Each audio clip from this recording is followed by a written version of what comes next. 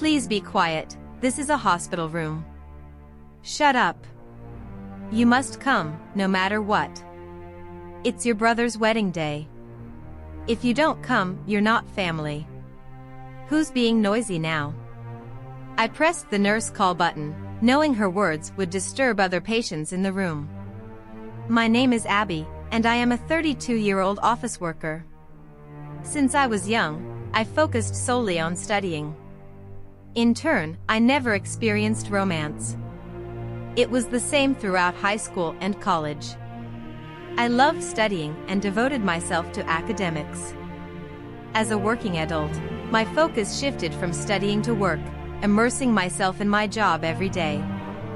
During this time, I turned down several men who approached me because I wanted to prioritize my job. Eventually, men stopped asking me out. I didn't really care about it, but my sister scolded me for being in my 30s and never having a romantic relationship. So she forcibly set up a dinner date for me with a man. That's when I met Ryan, a junior coworker at my sister's office. He was someone she looked up to, not because he was good at his job, but because he was very honest, had a great personality, and was friendly. So everyone adored him. He was also known for his excellent cooking skills and made delicious meals quickly and easily during house parties with coworkers. My sister thought he would be perfect for me, a workaholic who neglected household chores. So she introduced us. When I actually met him, I understood what my sister meant. There was something about him that made me feel at ease. Surprisingly, he fell in love with me at first sight. I wondered why he was interested in someone like me, but he thought I was a cool and attractive woman and wanted to get to know me better. I am quite tall for a woman at 170 centimeters, and I always think about work. So people around me think that I'm cool and shy. However, this can impact me negatively, as men seem to have high expectations of me. It can make me seem unattainable. As I heard from a female coworker, seeing my blushing face from Ryan's confident approach, my sister smirked and said, "You two should meet again, just the two of you." She then encouraged us to exchange contact information. After that, we went on several dates and started our relationship. In just 6 months, we got married. Ryan was really good at household chores, from cooking to cleaning. I was terrible at anything other than work, and when I was living alone, my sister was amazed at how messy my place could get in just a few days. Ryan helped with the parts one wasn't good at, and we built a well-balanced relationship. However, not everything was going smoothly. It seemed that marriage wasn't just about the couple, problems came from outside the relationship as well. For us, it was my mother-in-law. She was the type to dote on her son, always clinging to Ryan.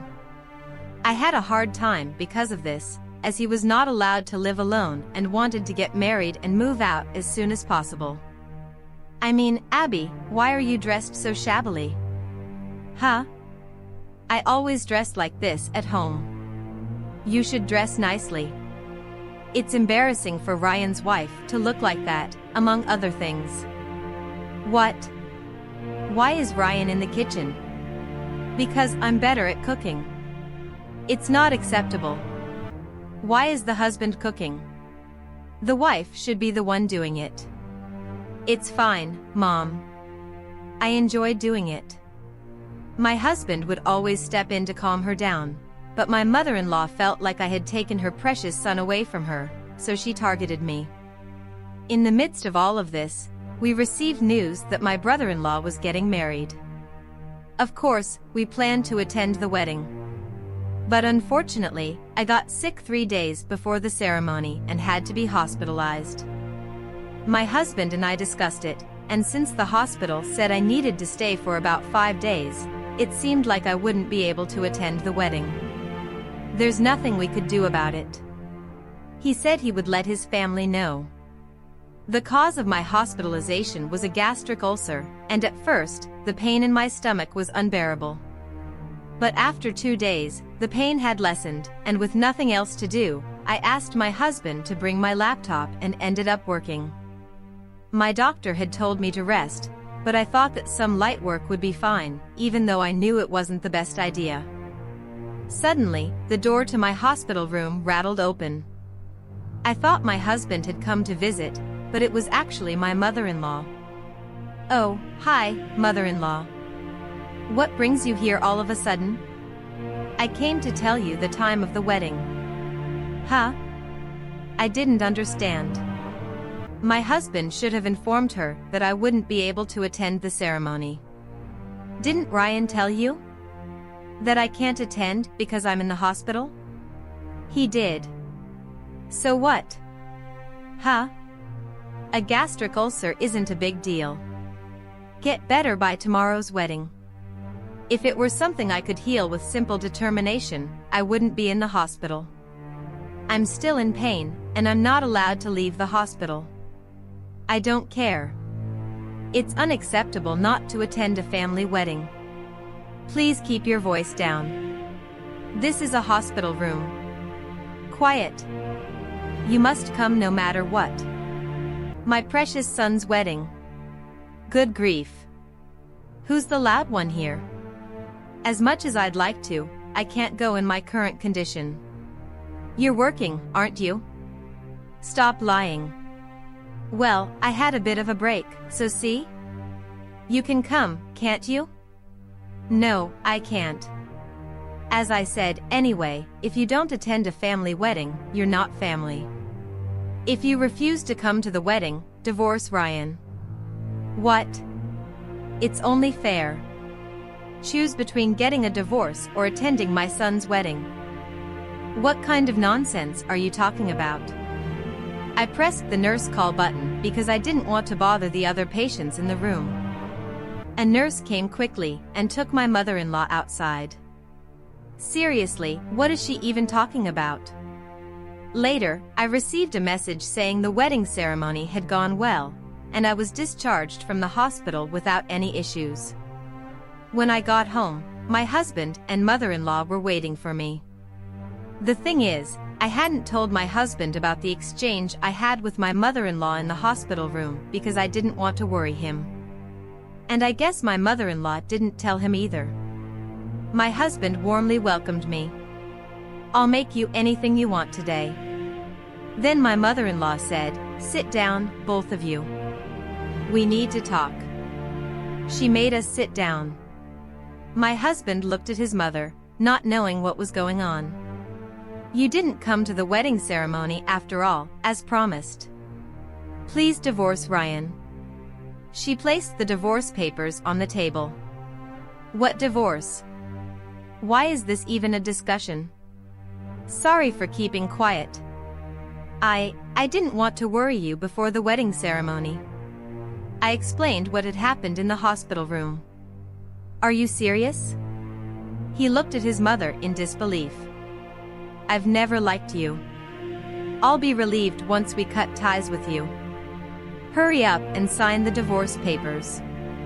I got angry and decided to fight back. "Fine. I'll sign." "What? Abby, what?" I signed the divorce papers and presented them to my husband. "Ryan, please choose either divorce me or cut ties with your mother." "What?" My mother-in-law laughed at my statement. "What are you talking about, Ryan? Is my son. He's going to choose me first, of course." I ignored my mother-in-law's remark and stared at my husband. Then my husband said, "I'd rather cut ties with my mother than divorce Abby." At this, my mother-in-law panicked. "But why, Ryan? I'm sick of your interference, Mom. You have no right to decide my divorce." "What?" My mother-in-law then lunged at me. "You. How did you get to him? Excuse me. Why would Ryan choose someone like you who doesn't even do housework and just lives off him? You must be deceiving my son." We were dumbfounded by my mother-in-law's words. "Mom, actually, I'm the one being supported here. In fact, My husband had quit his job when we got married because he liked doing housework, and I had a really good income because I was a workaholic. I worked for a major company. It was promoted at an unprecedented speed, becoming a section chief at my age. So my salary alone was more than enough to cover our living expenses. But what about the money you send me? That. I've been managing our household budget, and I've been sending you the money we saved. But that's going to end now since I'm cutting ties with you. What? Then my mother-in-law changed her attitude as if turning over a new leaf, prostrated herself before me. I'm sorry. Please don't cut ties with me. She apologized to me many times, but it was already too late. After all the bullying you've done until now, there's no way we can forgive you. Exactly. If you understand, just leave. No way. And so, we completely cut ties with my mother-in-law. By the way, it seems she did the same thing to her other sons and was shunned and cut off by them too. It's really either a lack of learning ability or just baffling. My father-in-law passed away a few years ago, so she seems to be living all alone in their big family house now. After that, we bought a new house and moved so that we wouldn't be attacked by my mother-in-law. Currently, we are living comfortably in our new house, enjoying our days as a happily married couple. Thank you for watching until the end. If you liked it, please subscribe to the channel. See you in the next video.